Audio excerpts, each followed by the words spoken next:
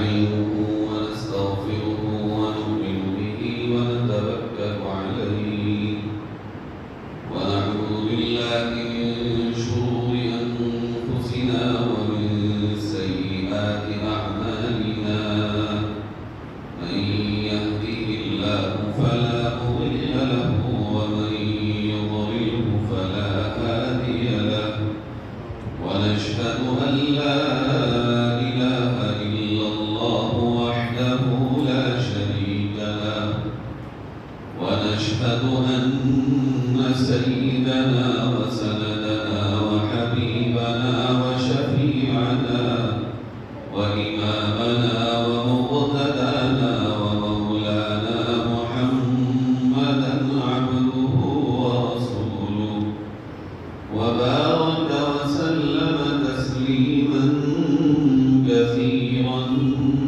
كثيرا أما بعد فأعوذ بالله من الشيطان الرجيم بسم الله الرحمن الرحيم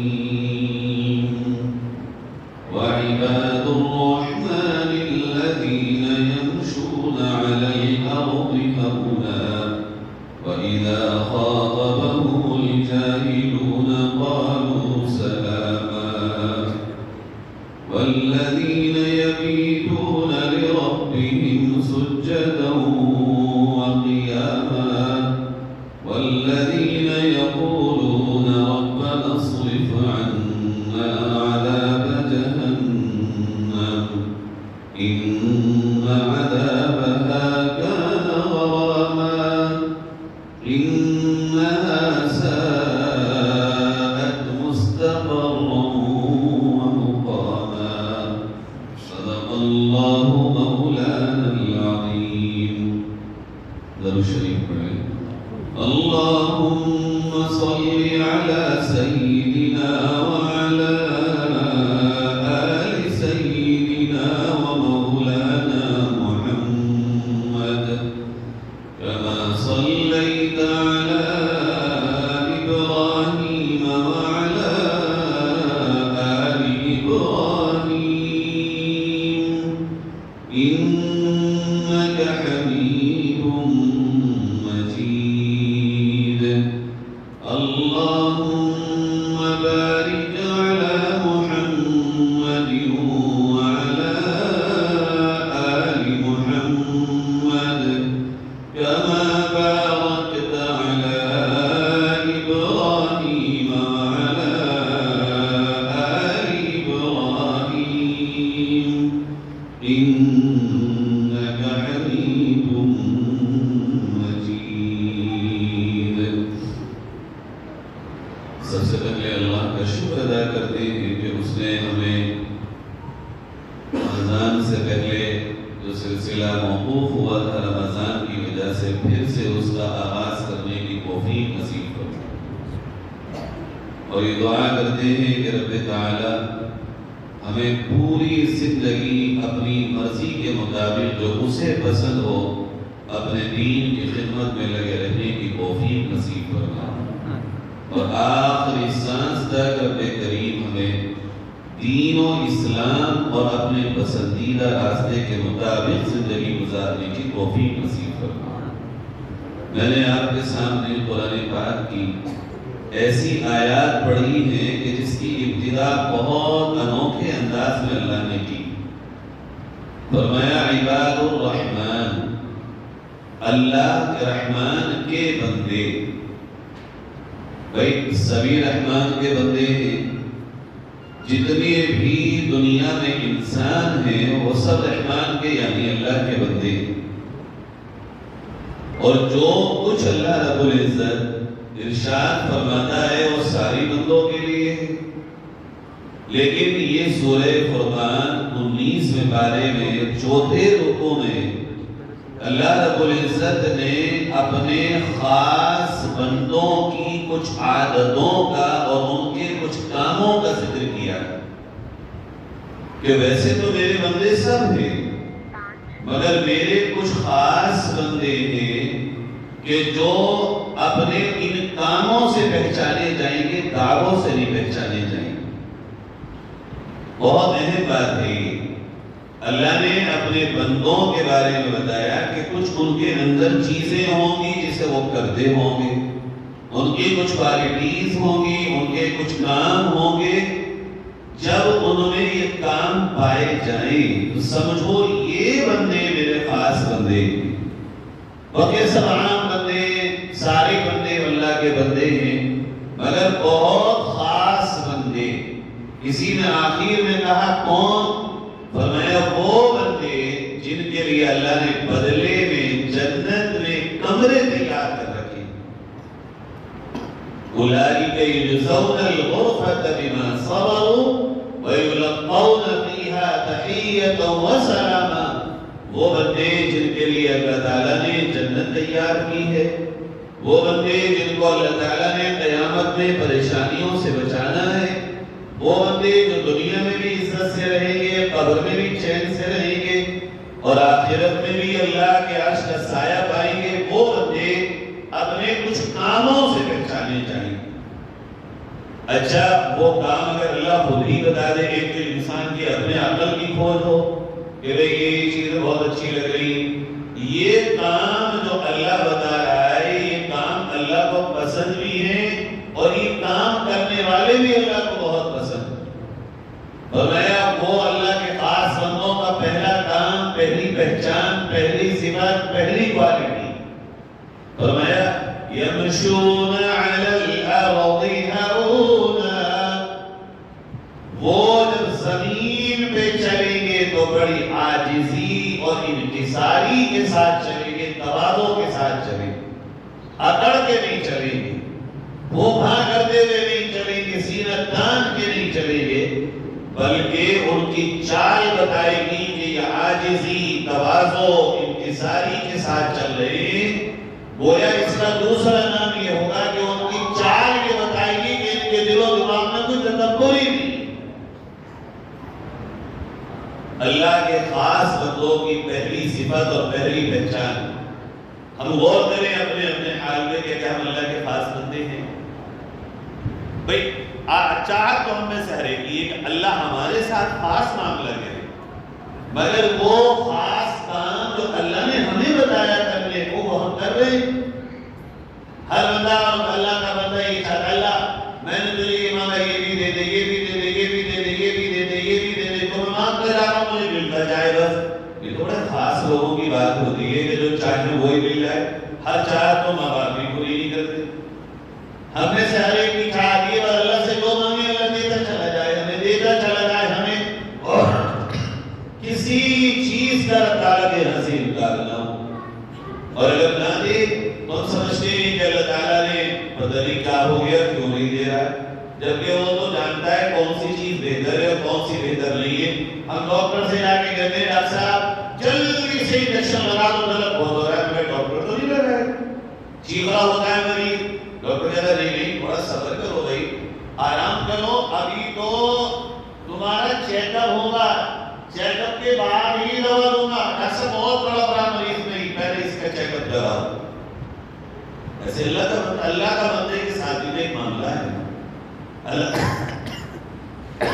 تعالیٰ جانتا ہے میرے بندے کو کیا دینا ہے، تو ہماری تو چاہت یہ ہو کہ اللہ ہمارے ساتھ خاص معاملہ کرے۔ بے شک ہر نبی کے امتی کی یہی چاہت ہونا چاہیے کہ میں اللہ کا خاص ہوں، ہر نبی کے امتی کی، ہر مسلمان کی یہی چاہت ہو کہ میں اللہ کا خاص بندہ ہوں، میرا اللہ کے ساتھ خاص معاملہ ہے، مگر کوشش یہ کرنا چاہیے کہ خاص بننے کے لیے کچھ خاص کام کرنے پڑتے ہیں، نہیں کرنے پڑتے۔ دنیا میں کسی کے قریب جانا ہوتا ہے تو انسان بہت کچھ کرتا ہے، اسی طرح اللہ رب العزت کا خاص بننے کے لیے پہلا کام اپنے دل سے بھی اور اپنے دماغ سے بھی بڑائی نکال دو۔ تم کسی سے بڑے نہیں ہو اور سب تم سے بڑے ہیں، تم نمازی ہو، حاجی ہو، عالم ہو، تم بڑے دیندار ہو، قرآن پڑھنے والے ہو یا مالدار ہو یا گھر والے ہو، زمین والے ہو، کاروبار والے ہو، پھر بھی وہ آدمی جو بالکل پڑھا لکھا نہ ہو، نمازی بھی نہ ہو،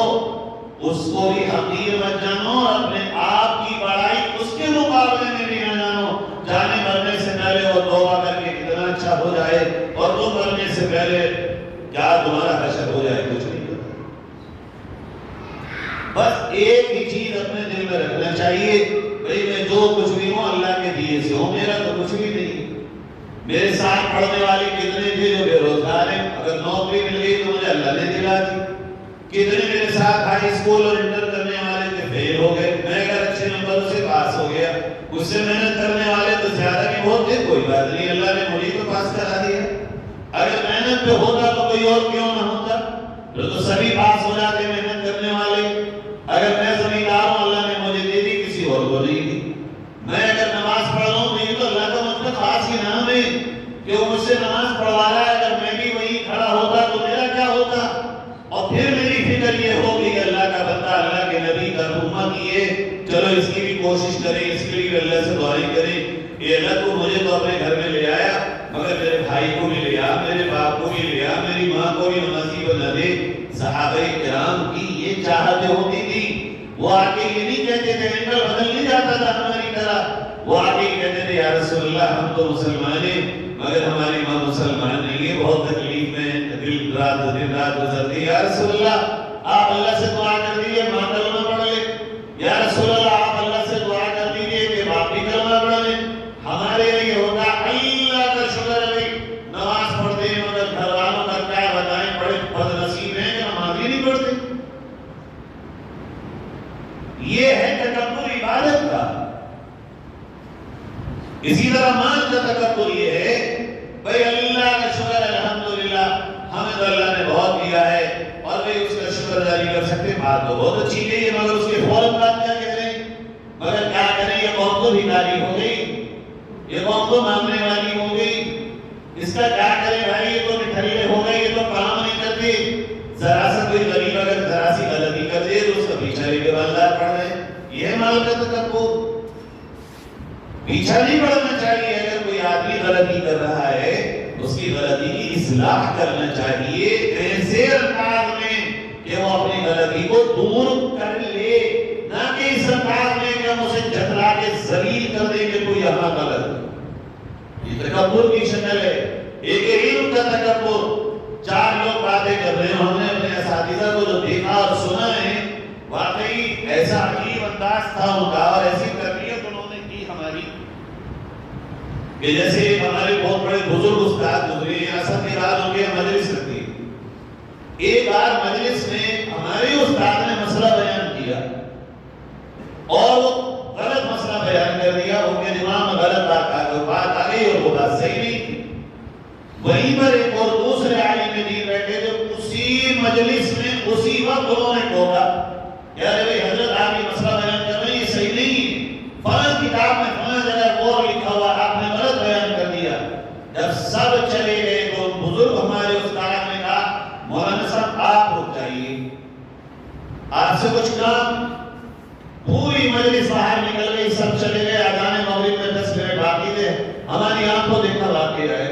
ہمارے بزرگ استاد نے ان جوان عالم دین سے کہا پیارے تم نے جو مجلس کے اندر ان کی اصلاح کی، یہ تمہارا غلطی پر اصلاح کرنا نہیں تھا، بلکہ تمہارے دل میں یہ تمہارے علم کا تکبر ہے جو نکل کر کے باہر آیا۔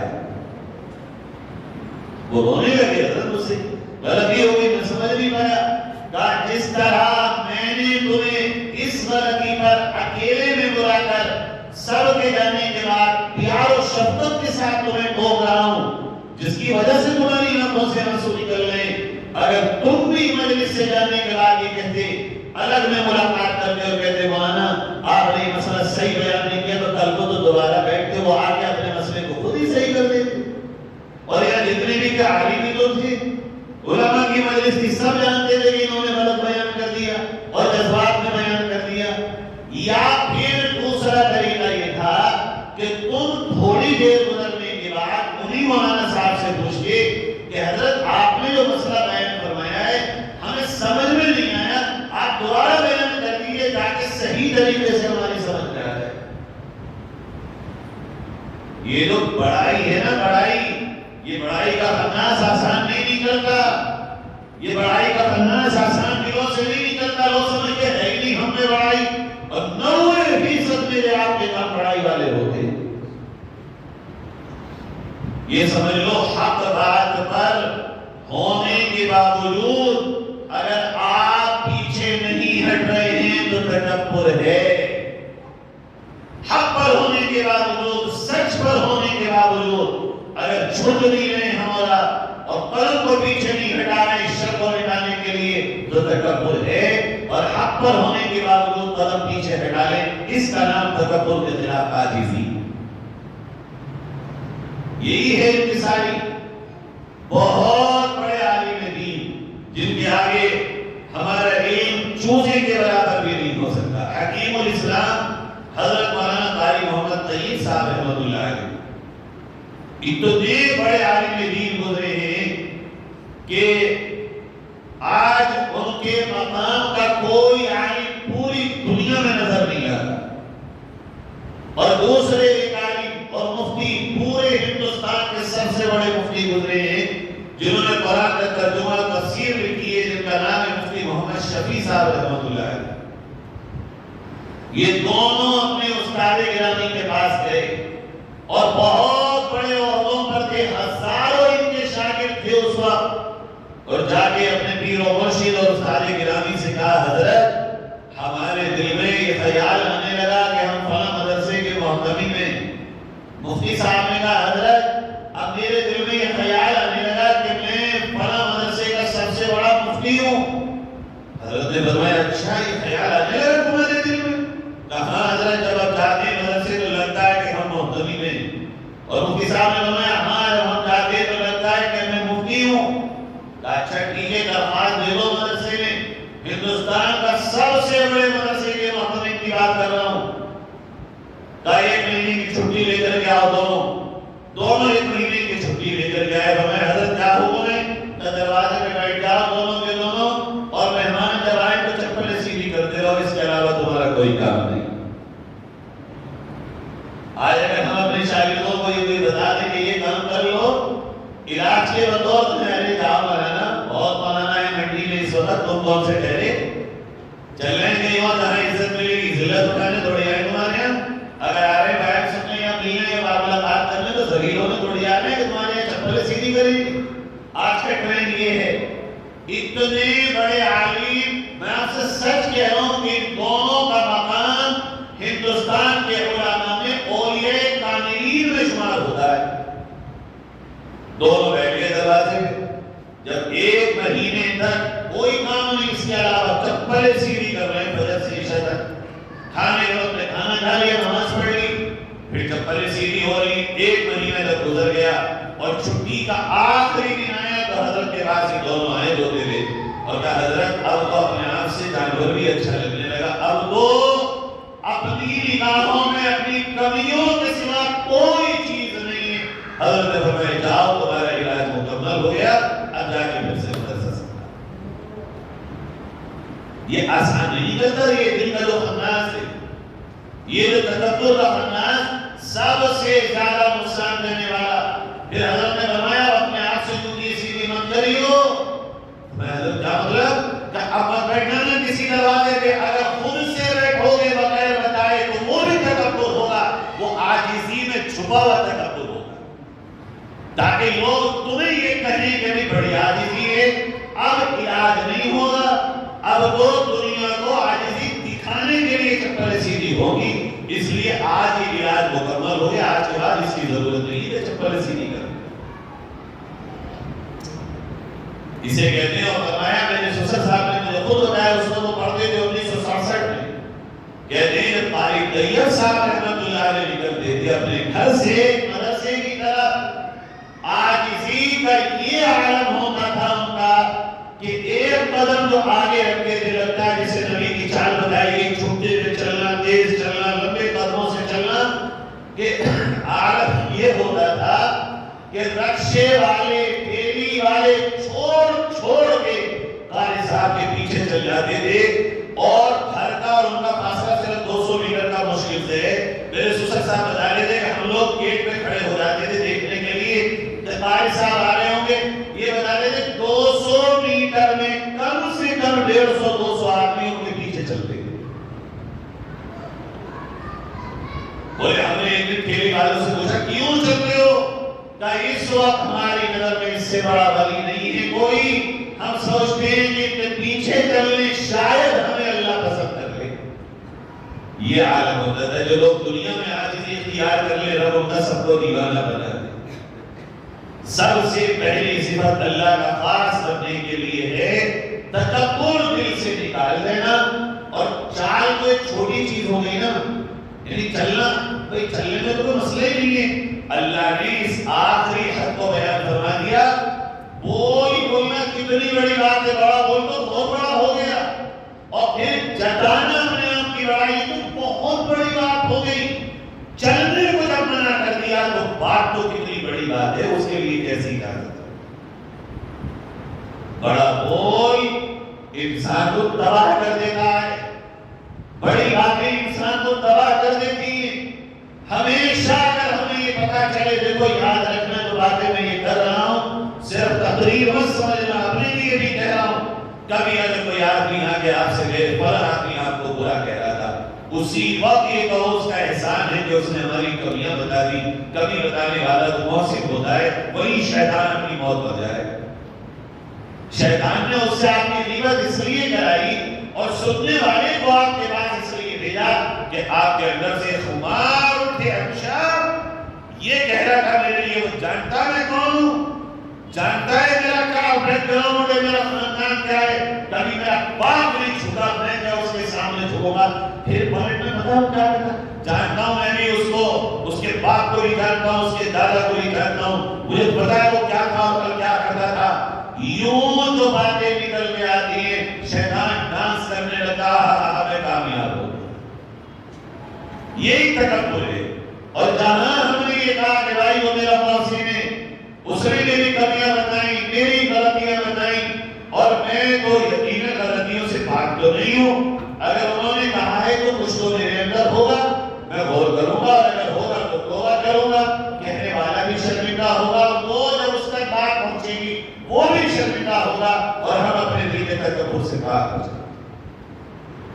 یہ طے کریے انشاءاللہ کہ ہم تکبر سے ہر حال میں اپنی حفاظت کریں گے. بتایا اللہ رب العزت نے کیا فرمایا قرآن میں, فرمایا ان اللہ لا يحب كل مختال فخور. اللہ تعالیٰ پیار نہیں کرتا پھکارنے والوں سے اور فخر تکبر کرنے والوں سے. فرمایا اللہ ان کو پسند نہیں کرتا, اللہ ان سے پیار نہیں کرتا, چاہیے کتنی نیک کیوں نہ ہو. عاجزی کرنے والوں سے اللہ پیار کرتا ہے. پھر نبی علیہ السلام نے فرمایا میرے پیارے امتیوں, دیکھو اگر تم جھکو اور کسی کے سامنے اپنے آپ کو کمتر بنا لو اور اس کی وجہ سے شرم ٹل جائے, خدا کی قسم میرے نبی کا یہ فرمان اگر ہر امتی کے دل کو پہنچ جائے کبھی کوئی تکبر نہیں کر سکتا. نبی نے فرمایا تمہارے دنیا میں جھک جانے سے اگر کبھی عزت میں کمی آئے, قیامت میں محمد سے آگے عزت کو واپس کرے. دنیا میں اگر کوئی ساہوکار ذمہ دار ہم سے یہ کہتا ہے نا دے دو اس کو پیسہ, اگر مان لے گا میں بیٹھا ہوں ذمہ دار, ارے صاحب آپ نے کہہ دیا کافی ہے, بس آپ کی زبان ہی لگی ہے ہمارے لیے, ایک نہیں 9 دے دیں گے. دے دیں گے ہم. کیا میرے نبی سے زیادہ بھی ذمہ دار اللہ کے بعد اس کائنات میں کوئی ہے؟ کیا میرے نبی کی بات سے بڑی گارنٹی دنیا میں کوئی دے سکتا ہے؟ دنیا میں اگر مجھے بھروسہ کسی پر ہو, اٹھا کے مال دے دیتا ہوں, اٹھا کے گاڑی دے دیتا ہوں, اٹھا کے اپنی قیمتی چیز دے دیتا ہوں, لیکن میرے نبی کے ساتھ اتنا ذمہ داری اور بھروسے کا رشتہ ہے. میرے آپ کے نبی کہتے ہیں جھکنے سے عزت میں کمی آئے, قیامت میں محمد کے پاس آنا تو میں اللہ سے واپس دلا دے. پیارے جماعت بھائی اور بہنوں, خاص طور پر اپنے گھروں میں, باہر چھوڑو, باہر کی دنیا تو بہت دور ہے, ہم اپنے گھروں میں جھکنے کو تیار نہیں. اچھا گھروں میں بھائی بہن تو چھوڑو, بچے آج اپنے ماں باپ کے سامنے جھکنے کو تیار نہیں. جوان اولاد مان رہی ہے, ماں باپ نہیں مان رہی ہے. جوان اولاد جو کہتی ہے میں ہی سمجھدار ہوں, نہیں عقل مند ہوں, جو میں کہہ رہا ہوں وہ صحیح. اب آپ کہتے رہ جائیں, بلاتے رہ جائیں, سمجھاتے رہ جائیں نا. جب اپنے ماں باپ کے سامنے عاجزی نہ ہو, انکساری نہ ہو تو جو بندہ اپنے ماں باپ کے ساتھ تکبر کو نہیں نکال سکا دنیا میں وہ کہیں بھی تکبر نہیں دور کر سکتا کہ دنیا میں سچی بات تو کیوں نہ کہہ رہے ہو ماں باپ اگر بول رہے ہیں تو زبان بند ہو خواہ بالکل غلط ہی کیوں نہ ہو مگر ماں باپ کے سامنے زبان تو نہیں چلانا چاہیے ماں باپ سے آگے تو نہیں بڑھ جانا چاہیے ماں باپ کی بات کو کاٹ تو نہیں دینا چاہیے ماں باپ سے یہ تو نہیں کہنا چاہیے کہ آپ وہاں مت جانا میں جاؤں گا آپ وہاں مت بولنا میں بولوں گا ماں باپ کے سامنے تو ایک نوکر سے بھی ادنا درجے کا ہمیں اپنا انداز اختیار کرنا چاہیے اللہ کے بعد اگر کسی کو رب کہا گیا پالنے والا قرآن پاک میں تو وہ ماں باپ کے لیے استعمال کیا گیا ایک پالنہار حقیقت میں اللہ اور ظاہری میں ماں باپ اس بیچ میں اس درجے میں اللہ نے کسی کو نہیں رکھا یا تو اللہ ہے یا اللہ نے اپنے بات جو حق بیان کیا وہ ماں باپ کا اسی طرح بیوی اسی طرح بھائی بہن اسی طرح بھائی بھانجے بھتیجے اسی طرح آس پڑوس اسی طرح دکان اور دکان کا پڑوس اسی طرح ذمہ دار کے لیے چھوٹے ہر ایک کے ساتھ عاجزی انکساری تواضع کا معاملہ ہونا چاہیے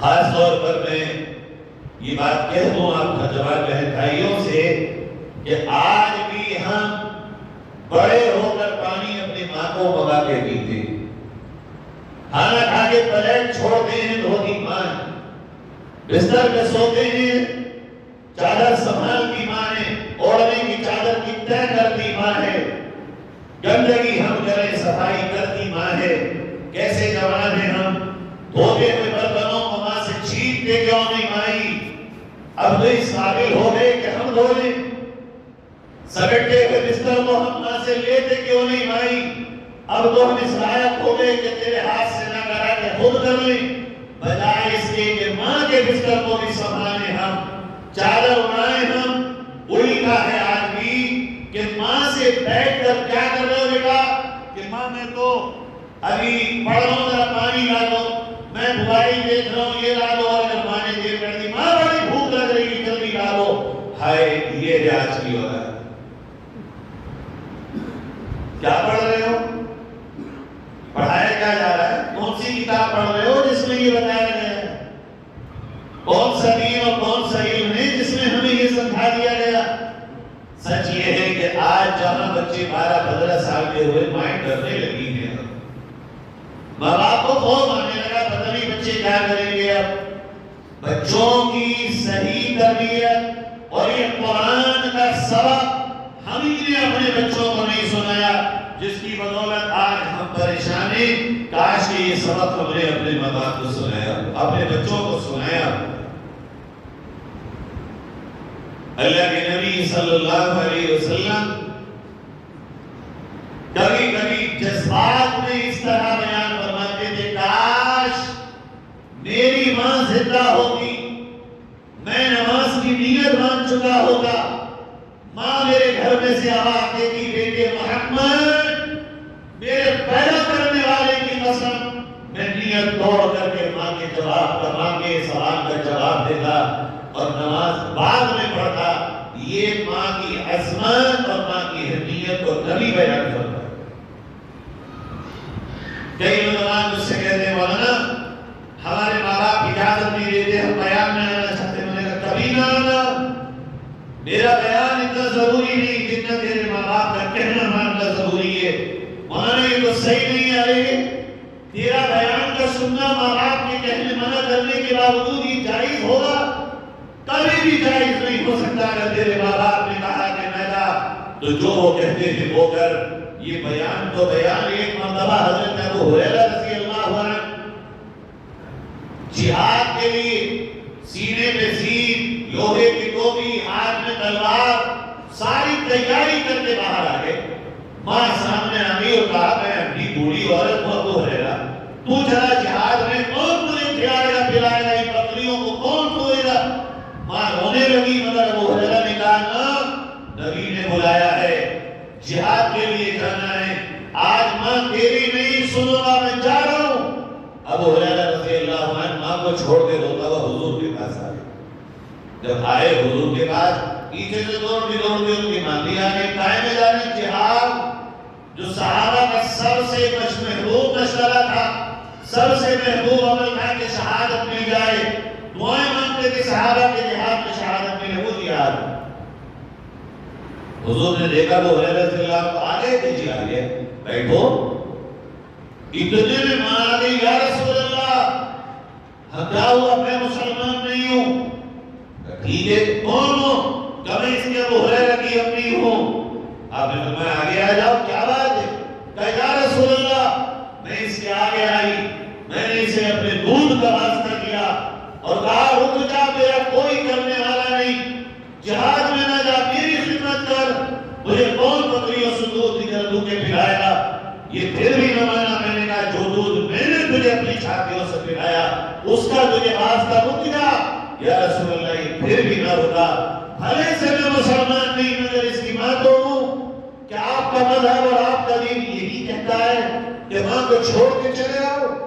نبی نے فرمایا گھوڑے آگے آؤ, کیا واقعی تمہاری ماں سچ کہہ رہی؟ کہا یا رسول اللہ بالکل سچ ہے. ارجع الیہا, لوٹ کے جا اور جن آنکھوں میں تو نے آنسو دیے ہیں انہی آنکھوں میں جا کے اپنی ماں کی خوشیاں لوٹا. تیرے جہاد سے بڑا عمل تیری ماں کی خدمت. کیا عجیب ہے, آج لوگ پتہ نہیں کون سی دنیا میں جی رہے جواب نہیں بھائی. کہاں یہ پتہ نہیں ہمیں کیا سمجھ آ رہا ہے. اگر آپ کہہ رہے یہ کاروبار نہیں, اب ہم آپ کو پتا دنیا میں کیا چلاؤ, مان کے تو دے, مٹی کو سونا بنانے والا گھر ہے, اپنے باپ کے کہنے پہ کبھی مٹی کی بیچ کے دے. تو سمجھتا ہے کہ سونا اگالوں گا. ماں کا کہنا مان کے تو دے. ایک بار ہمارے دوست ہیں بہت عزیز بھائی, ان کے باپ ان کی ماں نے یا باپ نے یاد نہیں آ رہا ہے, کچھ انہوں نے بینک سے قرضہ لے لیا, کھانا نہ چھوڑ دیا انہوں نے. کہ جب تک اس کو واپس نہیں کرو گے کھانا نہیں کھاؤں گی. دو بھائی تھے, دونوں نے سارا قرضہ لوٹایا. اس کے بعد ان کا کہنا یہ تھا کہ جو قرضہ لوٹایا تو بڑی مشکل سے, بینک سے صفایا تو بڑی مشکل سے کیا, بہت دقت آئی, مگر ماں جو کھانا نہیں کھاتی تھی اسے کھلانا تھا. ماں کو کھلانے کی خاطر ہم نے قرضہ ادا کر دیا, لیکن وہ تنگی کے بعد جو آسانی آئی اور پھر جو اللہ نے نوازا, اس وقت پتا چلا کہ ماں کے کہنے میں کیا برکت ہوتی. میرے بھائیوں, یہ جو عاجزی اور انکساری ہے, سب سے پہلے حقدار اگر اس کے کوئی ہے تو ماں باپ, پھر ہمارے ساتھ رات و دن رہنے والی ہماری بیوی. بھئی اس کے سامنے کیوں نہ کرنا ہے, کیوں ہمیں اکڑ ٹو کرنا ہے, کیوں اس سے یہ کہنا میری شان یہ ہے. اکثر مرد اسی میں بوڑھے ہو گئے کہ وہ جتلا دیں اپنی بیوی کے سامنے کہ ہم بھی کچھ ہیں. پتہ نبی نے کیا فرمایا, اللہ اکبر, آپ کہتے ہیں مولوی کیا بات ہے, اگر کیا کہوں میرے نبی نے یہ باتیں کہہ دی. نبی نے فرمایا یہ دیکھو, اگر کسی مرد پر اس کی بیوی غالب ہو اور مرد مغلوب ہو, مطلب عورت حاوی ہو اور مرد کمزور ہو, مرد یعنی اس کا اور خلاصہ کروں, یعنی مرد کی زیادہ نہ چلتی ہو, عورت زیادہ چلا لیتی ہو, اور مرد عورت کی بات کو مان لیتا ہو. حضور نے فرمایا میں محمد اس بات کی گارنٹی دے رہا ہوں کہ یہ مرد کریم ہے. کریم کا مطلب دیا نبی نے ایسے مرد کو, کریم کا مطلب انتہائی درجے کا شریف, اور کہا جس گھر میں صرف مرد کی چلتی ہو اور عورت کی کوئی بھی نہ چلتی ہو, ہر وقت مرد ہی حامی رہتا ہو, نبی نے فرمایا یہ مرد لئیم ہے. لئیم کے معنی کمی نہیں. میں کہہ رہا ہوں نبی کہنے کا مطلب ہے. علماء نے لکھا عورت کی بات کو ماننے والے کا دل سمندر ہوگا, اس کے دل نہیں ہوگا, سمندر ہوگا. اگر وہ کمزور بن گیا گھر میں اور عورت کی ہر بات کو مان رہا ہے, اس کا مطلب اس کے دل میں تقوی کا آخری درجہ آ چکا ہے. اور جو ہر بات اپنی بنوائے گا, اس کا مطلب یہ ہوا کہ وہ کمزور پر طاقت کا استعمال کر رہا ہے, جس کو اللہ ہی نے کمزور بنا دیا. جس کو تمہارے نکاح میں بھیج دیا، جو تمہارے بچوں کو دودھ پلا رہی، رات رات بھر جاگ رہی، اس پر تم طاقت کا استعمال کرنے والا نبی نے فرمایا سن میرے وہ امتی کو لئیم اور کمینہ ہے۔ حدیث پڑھ لو، یہ حدیث میں موجود ہے۔ کیا مطلب ہے اس کا اور خلاصہ کریں؟ یہ لفظ حضور نے استعمال کیا، پتہ ہے سب کیوں کیا؟ اس لیے کہ عورت پہ سختی کرنے والا متکبر ہے، اور عورت پہ نرمی کرنے والا عاجزی اختیار کرنے والا ہے۔ متکبر کو جو بھی کرے وہ کم سے کم ہے، اور عاجزی اختیار کرنے والے کو اللہ کی محبت نصیب ہوتی ہے۔ اس لیے میرے عزیزوں، بات کہیں سے کہیں نکل کے پہنچ گئی، پھر میں واپس آتا ہوں۔ ہمیں اللہ کا خاص بندہ بننا ہے۔ کیا بننا ہے؟ اللہ کا، بولی کیا بننا ہے؟ اللہ کا خاص بندہ۔ اور دیکھو اس دور میں تو بڑی نکاح، اس لیے کہ دشمنوں کی پلاننگ بڑی لمبی ہو گئی، مٹانے اور برباد کرنے کے پروگرام بہت لمبے ہو گئے۔ اب خاص ہی بچیں گے، آگ نہیں بچے گی۔ جنہوں نے غفلت کر لی اللہ انہیں صاف کر دے گا، اور جنہوں نے چستی اختیار کر لی، جان، وقت، مال، عزت سب اللہ کے دین پہ لگا دیا جتنا ہو سکا، اللہ ان کی حفاظت کرے۔ خاص میں پہلی صفت، چلیں گے تو ایسا کہ ان کی چال میں کوئی تکبر نہیں ہو۔ یہاں تک علماء نے لکھا کہ اگر کسی کپڑے کے پہننے کی وجہ سے تمہیں لگے کہ میں کچھ ہوں تو مت پہنو۔ اگر تمہیں لگے کلب والے کپڑے پہن کے کہ میں کچھ ہو گیا ہوں تو چھوڑ دو کلب پہن۔ اگر تمہیں صدری اور شیروانی پہن کے لگے کہ میں عورتوں سے ذرا کچھ اچھا لگ رہا ہوں، وہ کچھ اور یہ کیا ہے میرے سامنے، چھوڑ دو۔ اگر تمہیں پریس کے کپڑے پہن کے تکبر کی عادت پڑتی ہو، چھوڑ دو، سکڑے کے کپڑے پہنو۔ یہاں تک کہ جو چیز بھی تمہارے اندر بڑائی پیدا کرتی ہو، شروع میں اسے چھوڑ دیتے چلو، آہستہ آہستہ پھر واپس آؤ اور اللہ کی نعمت سمجھ کے استعمال کرتے رہو۔ اور اگر کسی کو یہ چیزیں نہ تکبر میں ڈالتی ہو تو وہ اچھا اچھا پہنے، اچھا اچھا کھائے، یہ سوچ کر کہ اللہ کی نعمت ہے۔ یہ نہیں کہ کسی کو ملتا نہیں، یہ نہیں کہ کوئی اور پہنتا نہیں ہم پہننا نہ، اللہ کی نعمت ہے، ہم استعمال کر رہے ہیں۔ اور آئے اللہ تعالیٰ اوروں کو بھی عطا کرے۔ ہم تو دوسروں کو جتنا ہو سکتا ہے کر ہی نہیں پاتے، اوروں کو ہمیں کرنا چاہیے۔ تو پہلی صفت پیدا کریں گے بھی انشاءاللہ، عاجزی انکساری پیدا کریں گے انشاءاللہ۔ یہ محنت سے ہوگی، محنت سے ایسے نہیں ہوگی، وہ کرنا پڑے گا، فوکس قائد اپنی کمیوں، سوچنا پڑے گا کیا کیا کمیاں ہیں۔ آج کل ہم میں سے، میں نے رمضان میں بھی یہ بات بار بار کہی تھی کہ دیکھو اپنی کمیوں پہ فوکس کرو۔ ہمارا سارا فوکس اچھائیوں پر ہے، نہیں یہ کر رہا ہوں، یہ کر رہا ہوں، یہ کر رہا ہوں، یہ کر رہا ہوں۔ کمیوں پہ فوکس کرو، کمیوں پہ نگاہ ڈالو۔ جس دن ہم نے کمیوں پہ نگاہ ڈالنی شروع کر دی، پھر ہمیں کوئی برا نہیں لگے، کسی سے خیر نہیں ہوگی، کوئی ہماری نگاہ میں چھوٹا نہیں رہے گا، سب ہم سے اچھے ہو جائیں گے۔ یہ پہلی صفت۔ دوسری صفت اللہ رب العزت نے بیان فرمائی اپنا خاص بندہ بننے کے لیے، فرمایا وَإِذَا خَاطَبَهُمُ الْجَاهِلُونَ قَالُوا سَلَامًا۔ دیکھو اس دنیا میں دو طرح کے لوگ ہیں، ایک وہ جن کا کام ہے لڑنا جھگڑنا، جنہیں مزہ ہی کھانے ازم جب ہوگا جب تک وہ لڑیں گے کسی کو اور چار باتیں نہ کہتے بدتمیزی۔ اچھا ہوتا ہے، ہم نے بھی دیکھا ہے، گاؤں ہو، شہر ہو، قصبہ ہو، محلہ ہو، چند ایک لوگ ہوتے ہیں جنہیں اللہ نے اسی کام کے لیے رکھا ہوا ہے کہ جب تک وہ پورے دن میں کسی کو چلتے آپ میں وہ چھڑیں گے، لگے کوئی ان کے وہ، اور اس سے پھر بعد میں بات پڑتی ہے اور بڑوں تک جھگڑا جاتا ہے۔ اللہ نے بولے تک فرماتا ہے وَإِذَا خَاطَبَهُمُ الْجَاهِلُونَ قَالُوا سَلَامًا۔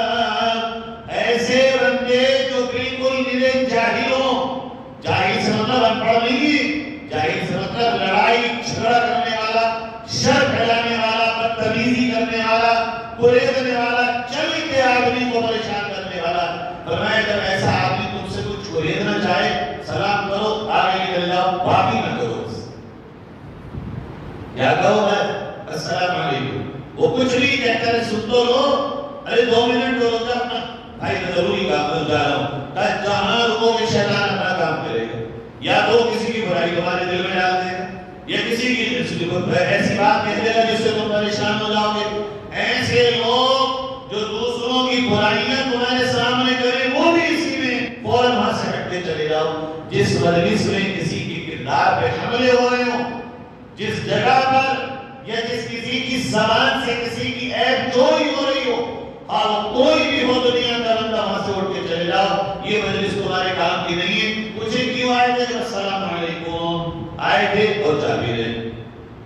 یہ ہے دنیا میں جینے کا سلیقہ اور اللہ کے خاص بندے بننے کا دوسرا کام۔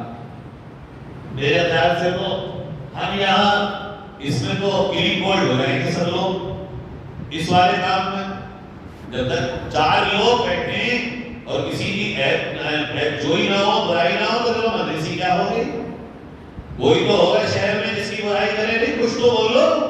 اچھا کوئی نہ بولے تو جس کی بیٹھک جب بھی وہ کہتا ہاں بھائی اس کا کیا حال ہے، وہ کیا کر رہا ہے ادھر، ارے وہ ایسا۔ ہمارے شہر میں تو اللہ ہدایت دے ہم سب اور ہماری حفاظت فرمائے، رات کو 2 بجے تک بیٹھکیں غیبت کے نام پر ہوتی ہیں۔ کیا کریں گے ہم؟ جہاں اللہ یہ کہا رکو بھی مت، کھڑے بھی مت ہو وہاں، بلکہ اگر آ بھی جاؤ ادھر سے تو سلام کر کے آگے بڑھو جب تم میرے خاص بنو گے۔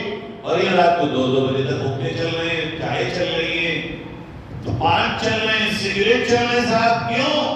بیٹھک چل رہی، بلکہ ہو ہی رہا ہے آج کل لوگ فون کر کے بلا رہے ہیں کہ ہمارے یہاں پیر کو میٹنگ ہوتی ہے، آؤ نا۔ کتنا الحمدللہ فراغت کا وقت ہے ہمارے بھائیوں کے پاس، اسلام پر حملے ہمیں ابھی اتنا وقت ہے کہ ہم خالی رات کو 2 بجے تک بیٹھے ہوں۔ کتنی حیران کرنے والی بات، ایک طرف کھلا آج اس ملک میں ملک کا سب سے ذمہ دار آدمی تمہارے لیے کیا کہہ رہا ہے؟ مت سنو، مت پڑھو، مت سمجھو، بالکل 2-4 کی طرح لکیر کھینچ دی گئی ہو اور تمہیں ایک طرف کر دیا گیا ہو، آدمی کو ایک طرف کھڑا کرنے کی کوشش ہو۔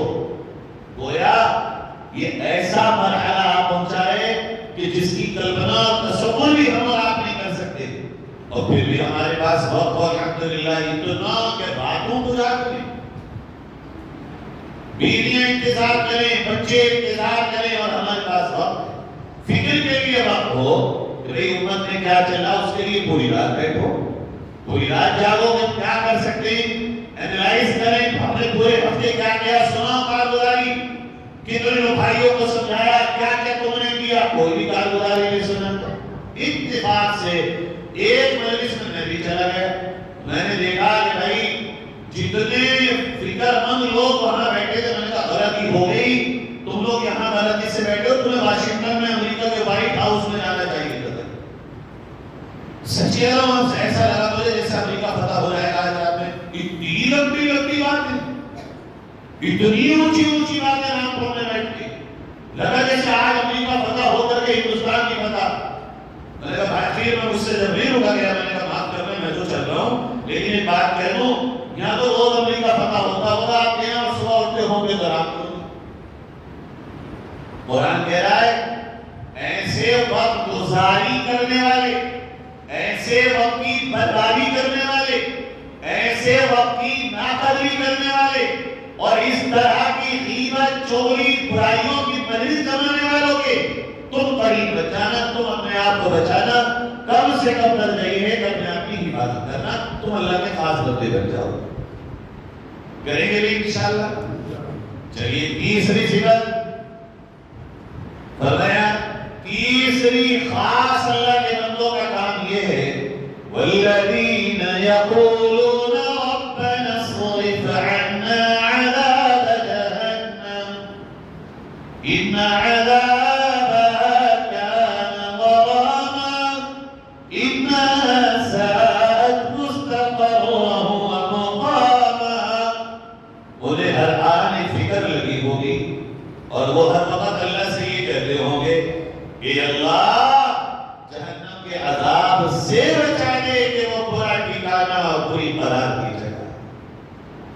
ان کی زبان پہ ہر وقت یہ جاری ہوگا، اللہ جہنم سے بچا دے، اللہ جہنم سے بچا دے۔ میرے بھائیوں، ہم میں سے کتنے گھروں میں جوان بچے بچیاں وہ ہیں جو دل سے اور سوچ کر فکر کر کے 24 گھنٹے میں بھی شاید ایک بار اللہ سے کہتے ہوں اللہ جہنم سے بچا دے۔ اللہ کہہ رہا میرے جو خاص ہوں گے وہ تو بار بار کہتے ہوں گے دن و رات میں مجھ سے ربنا اصرف عنا عذاب جہنم، اللہ جہنم کے عذاب سے بچا، اس لیے کہ وہ عذاب بڑا دردناک اور خطرناک عذاب۔ صحیح بات یہی ہے کہ قرآن پاک کی دوسری آیت میں اللہ نے فرمایا فَمَن زُحْزِحَ عَنِ النَّارِ وَأُدْخِلَ الْجَنَّةَ فَقَدْ فَازَ، جو جہنم سے خود کو بچا کے لے گیا اور جنت میں چلا گیا، کامیاب یہی ہے، اس کے علاوہ کوئی کامیاب نہیں۔ اللہ نے دنیا میں جنت رکھی ہے، دنیا میں جہنم رکھی ہے۔ مرنے تک ہی جنت و جہنم کبھی گی اور بچے گی، مرنے کے بعد نہیں۔ اور ہم میں سے کسی نے یہ ہمت نہیں ہے کہ کسی دوسرے کو جنت کی جہنم کہہ دے، خود فیصلہ کرے آدمی کہ بھئی میں اللہ کے سامنے جاؤں گا، اللہ میرا حساب لے گا، میرے پاس کیا کیا ہے جو جنت میں جانے کے قابل ہوں اور کیا کیا ہے جو جہنم سے بچنے کے قابل ہوں۔ آدمی کہتا ہے اللہ کے فضل سے جنت میں جانا چاہیے، اس فضل کا بھی بھروسہ ہے، اس فضل کو لینے کا بھی تو کوئی تعلق تو ہوگا۔ بھئی آدمی دنیا نہیں کہتا مجھے اتنا بھروسہ ہے کہ میں صاحب کے گھر جاؤں گا، کبھی منع نہیں کریں گے اپنی گاڑی کو یا روپیے پیسے یا کھانے کھلانے کو، لیکن کچھ تو ہوگا، آنے جانے تو ہوں گے، تعلق تو ہوگا، تبھی بھروسہ ہوگا۔ یا کوئی تعلق بھی نہ ہو، آنے جانے بھی نہ ہو، معاملات بھی نہ ہو، اور بلکہ ہم بلائیں تو آپ آئے بھی نہ، یا آپ ہمیں بلائیں تو ہم آئے بھی نہ، اور پھر ہم آپ میں بھروسہ کر لیں کہ آپ ہمارے برے وقت میں کام آ جائیں گے۔ کتنی عجیب بات ہے، ایسا ہوتا ہے کہ دنیا بھئی اللہ کے فضل سے جنت ملے گی، ٹھیک ہے بے شک اللہ کے فضل سے جنت ملے گی، کچھ تعلق ہے ایسا تو فضل ہو جائے، کچھ کیا ہے، ہاتھ پیر مارے بھی ہیں، ایسا تو فضل مل جائے اللہ کا۔ ایسا تو نہیں کہ اللہ تعالیٰ جو غفور ہے، تو قہار بھی ہے، وہ منتقم بھی ہے، وہ بدلہ لینے والا بھی، پکڑنے والا بھی، کہ ایسا تو نہیں کہ وہ پکڑ لے اور پکڑ کے جہنم میں ڈال لے۔ چونکہ اللہ رب العزت دونوں صفات کا حامل اور جنت و جہنم میں ہم ہی آپ میں سے کچھ جنت میں اور کچھ جہنم میں جائیں گے، ایسا نہیں ہے کہ کوئی اور مخلوق جنت و جہنم میں جائے۔ حضرت یحییٰ علیہ السلام، قرآن میں نبی کا ذکر ہے، یحییٰ عجیب نبی تھے، 4 سال کے تھے، گھر سے پہاڑوں میں چلے جاتے تھے، روتے تھے بہت، ماں باپ پکڑ کے لاتے تھے۔ ایک دن رات میں نکل گئے اور صبح ڈھونڈتے ڈھونڈتے دوپہر ہو گئی، ملے ہی نہیں۔ تو ایک بکری چرانے والا آیا تھا سامنے سے، ان کے والد بھی نبی تھے، انہوں نے کہا بھئی کوئی بچہ دیکھا ہے آپ نے؟ نہیں، ہمارا بچہ تو گیا، رات سے نہیں مل رہا ہے۔ کہا بچہ تو کوئی نہیں ملا۔ کہا اچھا، کہا لیکن ایک بات سنو، میں فلاں پہاڑ کی چوٹی پہ بکری چرا رہا تھا، اس کے اندر سے بڑی بھیانک رونے کی آواز آ رہی ہے، پتہ نہیں کون سی چیز ہے جو اتنی بھیانک رونے کی آواز ہے۔ ان کے والد نے کہا ہاں وہی ہے میرا بیٹا، وہی ہے میرا بیٹا۔ حضرت زکریا نے فرمایا اس کے علاوہ ایسا کوئی نہیں رو سکتا۔ دونوں میاں بیوی دوڑ کر کے وہاں گئے، اور جب غفا میں داخل ہوئے تو حضرت یحییٰ گھٹنوں میں سر دے کے اور ایسے بلبلا کے رو رہے تھے کہ ان کے ماں باپ نے جب انہیں اٹھایا، پورا چہرہ آنسوؤں سے ایسا تھا جیسے کسی نے نہلا دیا۔ حضرت زکریا نے کہا بیٹے اب تو گھر چلو، رات سے تمہاری ماں اور میں پریشان ہیں، ڈھونڈتے پھر رہے ہیں، بیٹے اب تو گھر چلو۔ حضرت یحییٰ نے کہا ابا بے شک میں گھر چلنے تیار ہوں، مگر آپ دونوں مجھے گارنٹی دیں کہ اللہ مجھے جہنم میں نہیں ڈالے، مجھے جہنم سے بچنے کی فکر برداشت نہیں ہو رہی ہے۔ اللہ کو رو رو کے منانا، بس اللہ ایک بار میرے دل میں چین ڈالنے کے اس نے مجھے جہنم سے بچا دیا تو میں رونا چھوڑا. فرمایا ابا اللہ کو رونا پسند ہے اور سنائے آپ ہی سے کہ رونے والے کے آنسو جہنم سے بچانے کا ذریعہ بنیں گے. تو میں یہ سوچ رہا ہوں کوئی نہر آنسوؤں کی بنا دوں جو میرے اور جہنم کے بیچ میں بن جائے اور مجھ تک آگ نہ پہنچے، اس لیے اپنے آنسو بہا. اور عمر کیا ہے؟ 4-5 برس. یہ جہنم سے بچنے کی تڑپ. حضرت بہلول شاہ گانا رحمت اللہ علیہ راستے میں جا رہے ہیں، دیکھا کہ بہت سارے بچے ایک میدان میں ہیں اور کھیل رہے ہیں. ایک بچہ ٹیلے میں بیٹھا ہوا فکر میں پڑا ہوا، کھیل ہی نہیں رہا ہے وہ. حضرت بہلول شاہ گانا رحمت اللہ علیہ بہت بڑے اللہ کے ولی گزرے ہیں ہارون رشید کے زمانے میں. وہ اس بچے کے پاس گئے اور جا کے پوچھا بیٹے سارے بچے کھیل رہے ہیں تم نہیں کھیل رہے؟ اللہ بہلول مجھے تو آخرت کی فکر اور جہنم سے بچنے کی فکر اور جنت میں لے جانے کی طرف کھیلنے نہیں دے رہے. آج لوگ کہتے ہیں میرے بچے موبائل نہیں چھوڑ رہے، ہمارے بچے موبائل ٹی وی سے باز نہیں آ رہے. کوئی ہو بھی تو بچڑانے والا، کوئی ہو بھی تو بچانے والا. جب ماں بھی لے کے بیٹھی ہو، باپ بھی لے کے بیٹھا ہو تو پھر بچے کیوں کرنا سکتے ہے؟ کون کہ بس یہ ہے کہ نہ دیکھیں تم دیکھو بچے نہ دیکھیں، یہ نہیں ہو سکتا. جو تم کرو گے وہی بچے کریں گے. تو حضرت بہلول شاہ جانا رحمۃ اللہ علیہ وہاں بیٹھے اور کہا بیٹے تمہاری عمر اتنی بڑی بڑی باتیں کرنے کی نہیں ہے، کھیلو جاؤ. تو وہ کیا کہتا ہے جیسا بہلول کہا نا میں تو سمجھتا ہوں تم بہت سمجھدار اللہ کے نیک بندے، تم سے بڑا بیوقوف تو دنیا میں نہیں ہے. حضرت نے کیا لے تمہیں ابھی آخرت کی فکر نہیں ہے؟ میں ڈر کے مارے پریشان ہوں کہ اللہ نے اگر مجھے جہنم میں ڈال دیا تو کیا ہوگا میرا دل نہیں چاہتا کہ میں بچوں کے ساتھ کھیلوں، بس ہر وقت ڈر رہا ہوں کہ جہنم میں نہ جاؤں اور جنت میں کسی طرح چلا جاؤں اور آخرت کی فکر ستا رہی. اب بہلول شاہ گانا سمجھ گئے کہ وہ معمولی بچہ نہیں ہے. بیٹے نیچے اترو، بیٹھ گئے وہیں. آج بہلول کو تو نہیں سبق دے دیا. واقعی بہلول نادان نکلا، تو سمجھدار ہے بیٹے. یہ بتا کہ سمجھداری کی بات آئی کہاں سے؟ اصل میں بہلول لانا بات یہ کہ یہ روزانہ چولہے کو آگ لگاتی ہیں، آگ جلاتی ہیں، اور جو روٹی بنانے کو آتی ہے گھر میں کھانا بنانے کو تو مجھے روزانہ پاس میں بٹھا لیتی اور کہتی بیٹے دیکھو پہلے ہم چھوٹی چھوٹی لکڑیاں رکھ رہے ہیں انہیں سلگا رہے ہیں، پھر ہم بڑی بڑی لکڑیاں رکھیں گے انہیں سلگائیں گے. بیٹے دیکھو چھوٹی لکڑیاں جلیں گی کبھی تو بڑی جلیں گی، چھوٹی کو آگ لگائی پھر بڑی کو آگ لگائی. بیٹے دیکھو اللہ سے ڈرتے رہنا کہیں ایسا نہ ہو کہ تم اللہ کے نافرمان بن جاؤ اور تم چھوٹے چھوٹے کہیں جہنم میں پہلے ڈال دیے جاؤ، تم سے سلگائی جائے اور بڑے بعد میں آئیں جب جہنم دہک جائے. کہ بس میرے دل پہ اس کا ایسا اثر ہے کہ مجھے کوئی کھیل تماشا اچھا نہیں. یہ ہوگی یہ فکر کہ معصوم سا بچہ ہے مگر اس کا دل ہی نہیں لگتا. ہمارے بچے کیسے نکال دیتے ہیں سیریلوں میں 2-2 گھنٹے. قرآن کیوں اچھا نہیں لگتا؟ ایران کے مقابلے صبح آئی دوپہر دیکھو ذرا یوٹیوب پہ ایران میں 8-8 سال کے بچے ایسا قرآن پڑھتے ہیں خدا کی قسم ایسا لگتا ہے جیسے انہوں نے دل نکال دیا. تمہارے بچے علی بات ایسا نہیں پڑھ سکتے.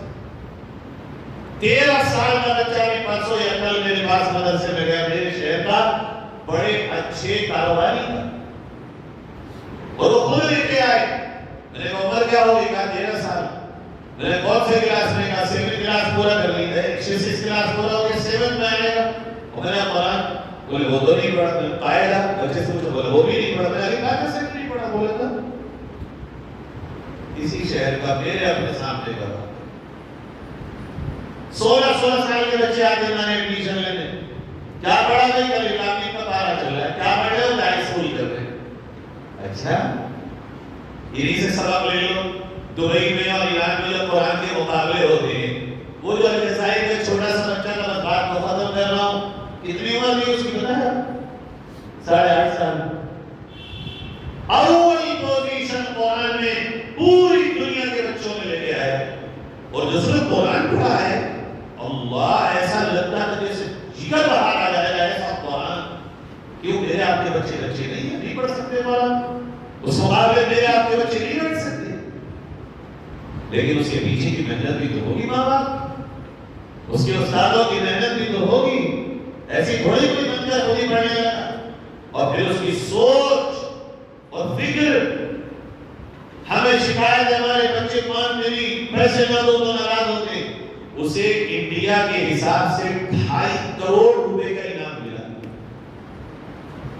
2.5 کروڑ روپے کا انعام اس نے پایا۔ اس بچے سے اناؤنسر نے پوچھا کیا کرو گے؟ 1 سیکنڈ سوچے بغیر اس 8.5 سالہ بچے نے کہا یہ 2.5 کروڑ روپے میں اپنی طرف سے فلسطین کے بچوں کے لیے ہدیہ کرتا ہوں، مجھے اس میں سے 1 پیسہ نہیں چاہیے۔ تمہارے دلوں سے 2,000 4,000 میرے آپ کے بچوں سے 100 روپے نہیں گئے۔ اس 8.5 سال کے بچے کو یہ کس نے بتایا؟ میں نے تو بیلول دانا کی اور حضرت یحییٰ کی کہانی بتائی۔ ارے وہ بیلول دانا والے بچے کا بھی باپ تو یہ بچہ نکلا 8.5 سال والا ہے، تو جو آج ہمارے بچے سائیکل کھلونوں اور اس کے لیے بیتاب ہیں، مان لیے لوگ کہہ رہے سمجھ نہیں آ رہی، اس کو کس نے سمجھا دیا کہ 2.5 کروڑ روپے دے؟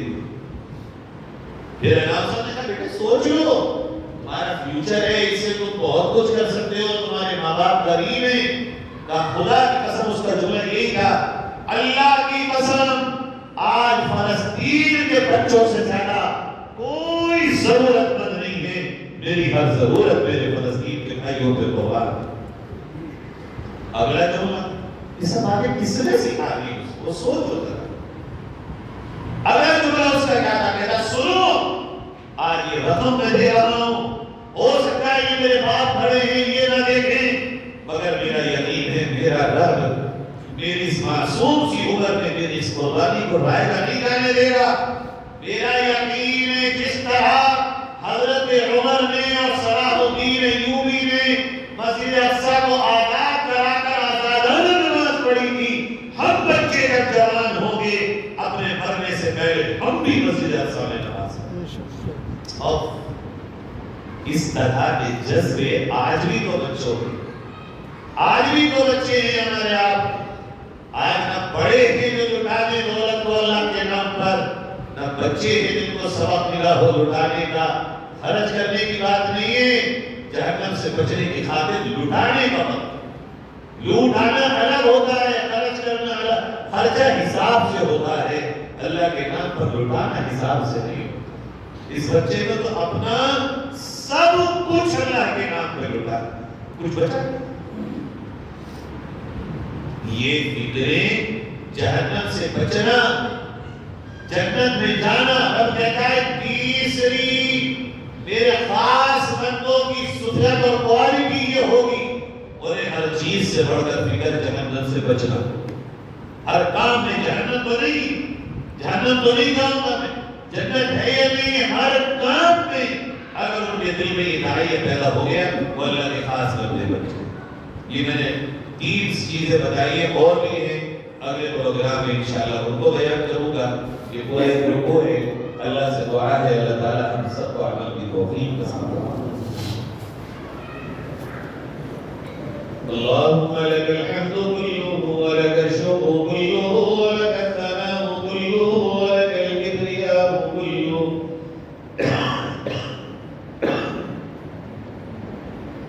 اللهم لك الحمد على ما قضيت ولك الشكر على ما أعطيت اللهم صل على سيدنا محمد وعلى آل سيدنا محمد وبارك وسلم كما تحب وترضى عدد ما تحب وترضى۔ اے اللہ ہم گواہی دیتے ہیں تیرے سوا کوئی ہمارا معبود نہیں، کریم رب اقرار کرتے ہیں تیرے پاک نبی حضرت محمد مصطفیٰ صلی اللہ علیہ وسلم تیرے سچے رسول اور برحق پیغمبر ہیں۔ اے پیارے اللہ کریم اللہ، ہم سب تجھ سے بھیک مانگتے ہیں ہمارے گناہوں کو معاف فرما دے، اللہ ہمیں گناہوں سے پاک صاف فرما دے، آئندہ زندگی میں گناہوں سے حفاظت فرما، اعمال صالحہ اور قرآن و سنت کے مطابق ہماری زندگی نصیب عادت زندگی گزارنے کی توفیق عطا فرما۔ اے پیارے اللہ تمام گناہوں سے حفاظت فرما۔ اے اللہ پیشانیوں کو پکڑ کر نیکی نیکی اور تقوی کے راستے پر چلا، اللہ ہمیں تو اپنا خاص بندہ بنا لے اور خاص بندہ بننے والے اعمال کرنے کی توفیق عطا فرما۔ پیارے اللہ ہمارے بیماروں کو صحت عطا فرما۔ اللہ جو دعائیں تیرے نبی نے خیر کی مانگی وہ ہمیں بھی بھلائیاں نصیب فرما۔ جن شرور اور فتنوں سے پناہ چاہیے ان سے ہماری بھی حفاظت فرما۔ اللہ جن بہن بھائیوں نے دعاؤں کے لیے کہا کہنا چاہتے تھے کہہ نہ سکے، یہ حق ہے ان کا حق ہے، یہ امید رکھتے ہیں اللہ ان کی اور ہم سب کی جائز حاجات کو پورا فرما۔ ہمارے ان کے غموں کو خوشیوں میں، مشکلات کو آسانیوں میں تبدیل فرما۔ ہماری دعاؤں کو پیارے آقا حضرت محمد مصطفیٰ صلی اللہ علیہ وسلم کی عظمت کے صدقے و طفیل قبول فرما۔ وصلی اللہ علی النبی الکریم سیدنا محمد وآلہ واصحابہ اجمعین، آمین برحمتک یا ارحم الراحمین۔